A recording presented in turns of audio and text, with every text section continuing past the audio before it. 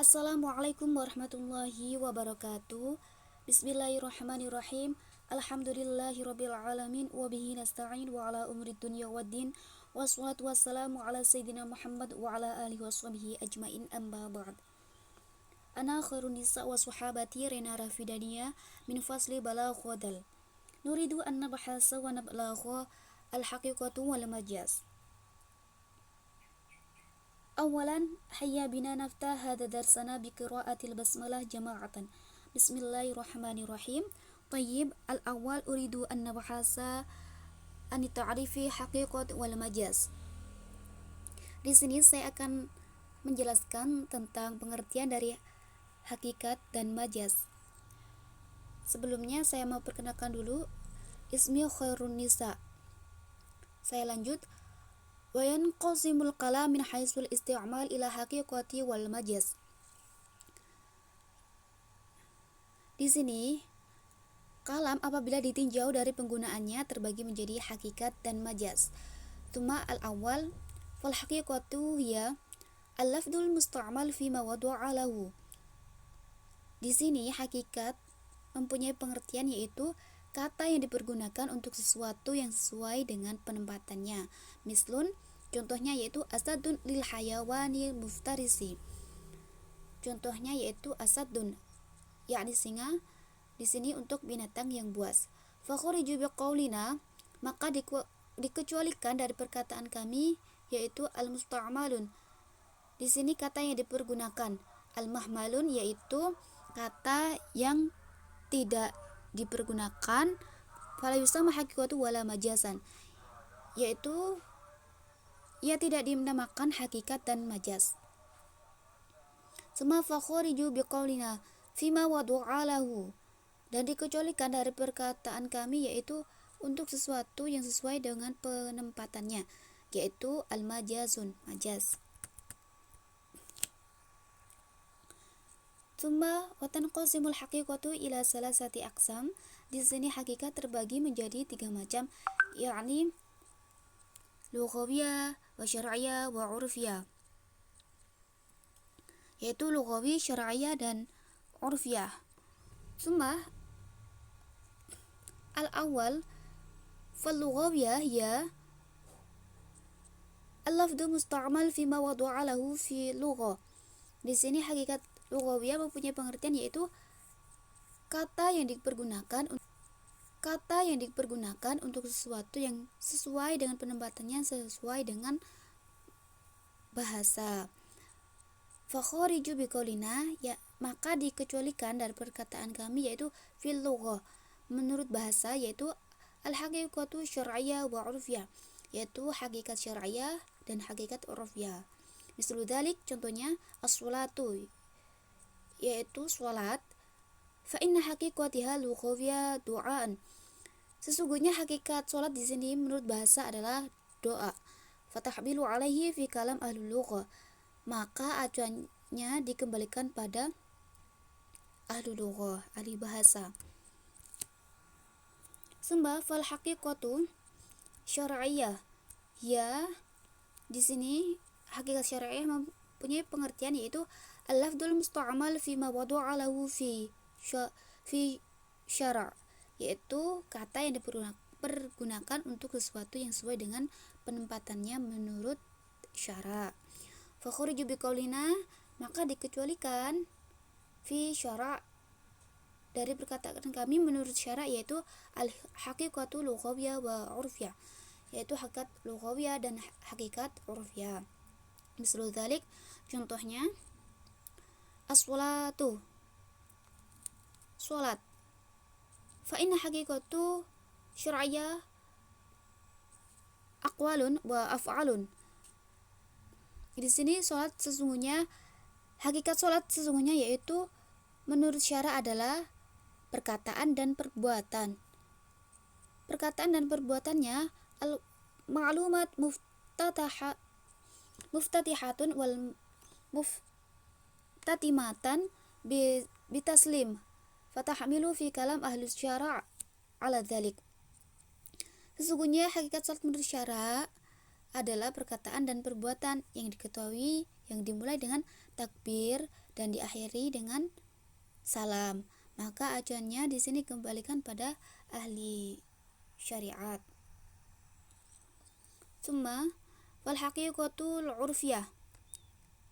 Hakikat urfiyah pengertiannya yaitu al-lafdzul musta'mal fi mawdu'a lahu fi urfi, yaitu kata yang dipergunakan untuk sesuatu yang sesuai dengan penempatannya menurut adat kebiasaan. Summa fakhriju biqaulina, maka dikecualikan dari perkataan kami menurut syarak yaitu fil urfiyah al-haqiqatul lughawiyah wa syar'iyyah. Menurut syarak yaitu hakikat lughawiyah dan hakikat syar'iyyah. Misal dzalik, contohnya di sini yaitu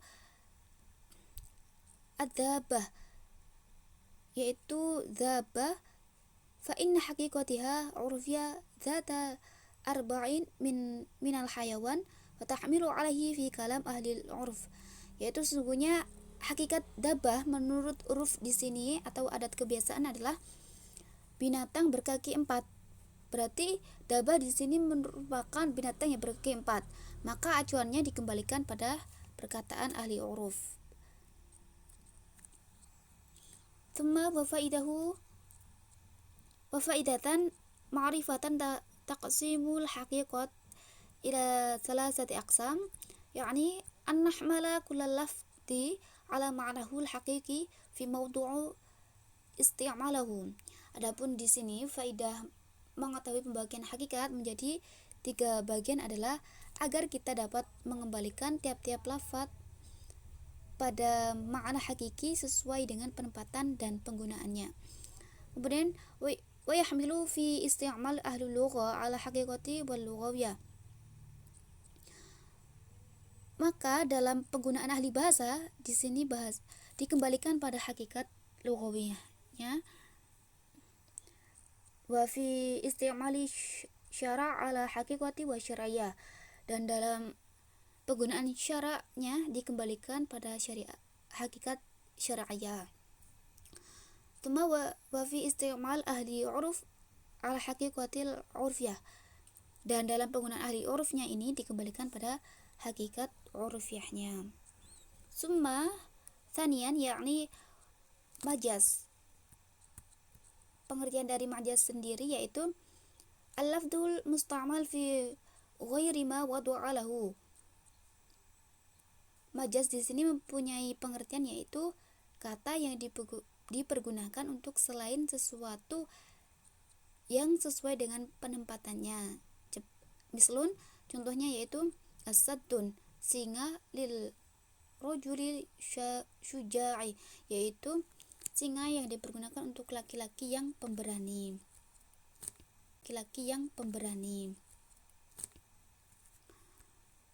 Fakhriju biqaulina, maka dikecualikan dari perkataan kami yaitu kata yang al-musta'malu, kata yang dipergunakan, yakni al-mahmalun, kata yang tidak dipergunakan, fala yusamma haqiqati fala majazan, ialah ia yang tidak dinamakan hakikat dan majaz. Fakhriju biqaulina, dan dikecualikan dari perkataan kami fi ghairi ma wadu'alahu, untuk sesuatu yang sesuai dengan penempatannya yaitu al-haqiqat, yaitu hakikat.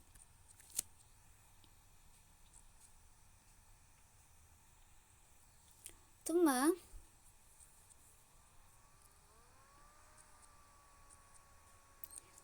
wala yajuzu hamila lafzi ala majazuhu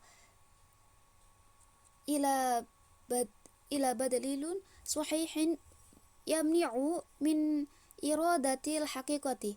Nah, di sini tidak boleh mengembalikan acuan suatu lafaz pada makna majaznya, kecuali dengan dalil yang sahih yang menghalangi dari suatu makna yang hakiki. Wa huwa ma yusamma fi ilmul bayan bil qarinah. Di sini baik dalam hal itu dalam ilmu bayan dinamakan qarinah atau sesuatu yang menunjukkan maksud perkataan. Summa wa yashtaritu li suhati isti'malu lafdi fi majazihi.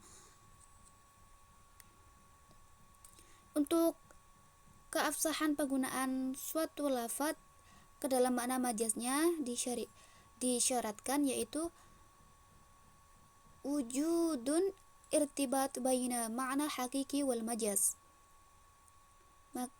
adanya ikatan antara makna hakiki dan makna majazi.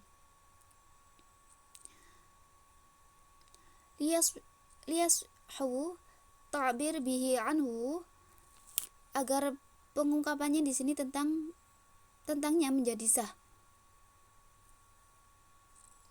Wa huwa yusamma fi ilmil bayan bil alaqa wal alaqa imma an takuna musyabahat aw khairiha. Dan dalam ilmu bayan di sini, hal itu dinamakan dengan alaqah atau sebuah ikatan, dan alaqah di sini bisa berupa takuna musyabahat aw khairiha. Dan dalam ilmu bayan di sini, hal itu dinamakan dengan alaqah atau sebuah ikatan, dan alaqah di sini bisa berupa persamaan atau yang lainnya. Summa fa in kanat musyabihatu samyan tajawuz isti'arat. Kemudian apabila berupa persamaan, maka majaz tersebut dinamakan isti'arah. Katajawazu bil lafzi asadun 'anil rijal syuja'an. Di sini seperti berbicara dalam bentuk majaz dengan menggunakan lafaz asadun, yakni kata pinjaman untuk laki-laki yang pemberani. Wa in kanat ghairu musyabihatu yusamma tasawwuj majazan mursal. Di sini, dan apabila berupa saling persamaan, maka dinamakan dengan majaz mursal. In kanat tazawwaj fil kalimat majazan aqliyan. Jika berbicara majaz dalam hal kata, dinamakan majaz aqli. Wa in kana tazawwaj fil isnad. Dan jika berbicara majaz dalam hal penyandaran kata. Baik, cukup sekian yang dapat saya sampaikan. Kemudian materi selanjutnya akan dilanjutkan oleh saudari Rena. Bismillahirrahmanirrahim. Ismi Rena Rafidania. Sanabhath tahlil amthilah al-majaz. Al-ula, qamat tudalliluni minasyamsi. Nafsun ahabbu ilayya min nafsi. Qamat tudalliluni wa min ajabin. Syamsun tudalliluni minasyamsi. Mana artinya, dia menaungiku dari matahari. Seseorang yang lebih kucintai daripada diriku sendiri, dia telah menaungiku wa min ajabin, dengan sungguh menakjubkan. Kemudian syamsun tudalliluni minasyamsi. Matahari menaungiku dari matahari.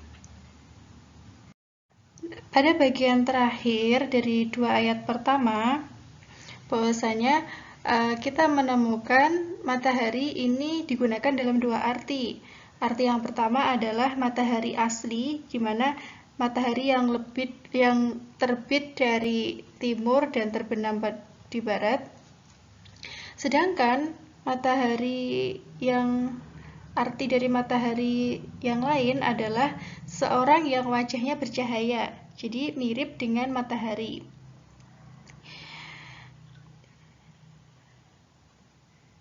Syamsun tadhulliluni minasyamsi.